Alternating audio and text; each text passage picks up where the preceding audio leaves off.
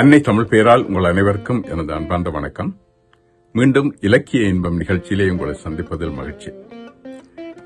இம்முறை மீண்டும் காளமேக புலவருடைய ஒரு சிலேடை பாடலுடன் உங்களை சந்திக்கின்றேன்.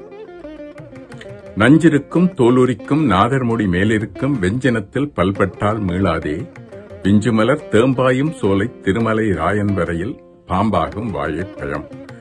இந்த பாடலிலே புலவர் பாம்பையும் வாழைப்பழத்தையும் ஒப்பிடுகின்றார்.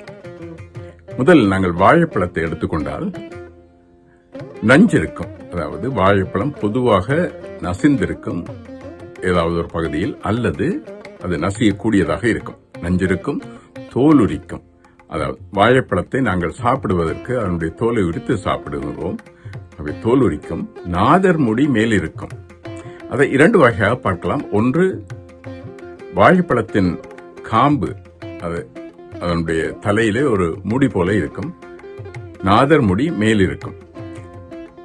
அதை இன்னொரு வகையில் பார்க்கின்ற பொழுது, சிவபெருமானை பஞ்சாமிர்தத்தால் அபிஷேகம் செய்கின்ற பொழுது அந்த வாழைப்பழ துண்டுகள் அவருடைய தலையிலே தங்கியிருக்கும், அல்லது அதனுடைய தலையிலே இருந்து விழும். நாதர்முடி மேலிருக்கும். வெஞ்சினத்தில் பல்பட்டால் மீளாதே, அதை நாங்கள் சாப்பிடுவதற்கு எங்களுடைய வாயுள்ளே வைத்து பல்லால் கடித்து விட்டால் அதன் பிறகு அது மீண்டு வராது, உள்ளே போய்விடும். ஆகவே வெஞ்சனத்தில் பல்பட்டால் மீளாதே, விஞ்சுமலர் தேம்பாயும் சோலை திருமலை ராயன் வரையில் பாம்பாகும் வாழைப்பழம் என்று கூறியிருக்கிறார். இதை நாங்கள் பாம்புக்கு எடுத்து பார்த்தால், நஞ்சிருக்கும். பாம்பினுடைய வாயிலே எப்பொழுதும் விஷம் இருக்கும். நஞ்சிருக்கும் தோல் உரிக்கும். பாம்பு காலத்துக்கு காலம் தன்னுடைய தோலை உரிக்கும், அதாவது அவருடைய செட்டையை கலற்றும். நஞ்சிருக்கும் தோல் உரிக்கும். நாதர்முடி மேலிருக்கும். நாகம் எப்பொழுதும் சிவபெருமானுடைய தலையிலே இருப்பதை நாங்கள் பார்க்கின்றோம். ஆகவே நாதர்முடி மேலிருக்கும். வெஞ்சினத்தில் பல்பட்டால் மீளாதே, அந்த பாம்பு கோபத்துடன் ஒருவரை கொத்தினால் அல்லது தீண்டினால் அவர்கள் இறந்து விடுவார்கள். அதனால் வெஞ்சனத்தில் பல்பட்டால் மீளாதே, பிஞ்சுமலர் தேம்பாயும் சோலை திருமலை ராயன் வரையில் பாம்பாகும் வாழைப்பழம் என்று கூறியிருக்கின்றார்.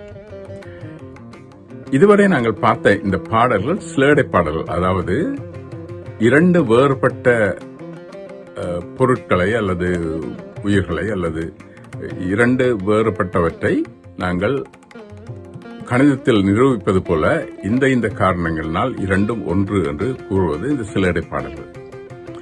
ஆனால் சிலேடை நயமிக்க பாடல்கள் வேறு இருக்கின்றன.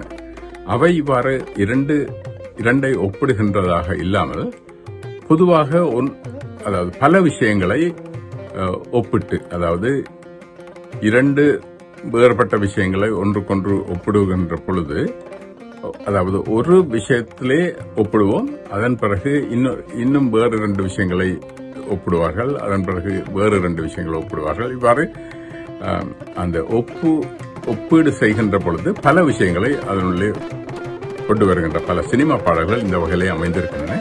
எனவே அவ்வாறான ஒரு சிலேடை நயமிக்க பாடலுடன் அடுத்த முறை உங்களை சந்திக்கின்றேன். அதுவரை நன்றி கூறி விடைபெறுகின்றேன். வணக்கம்.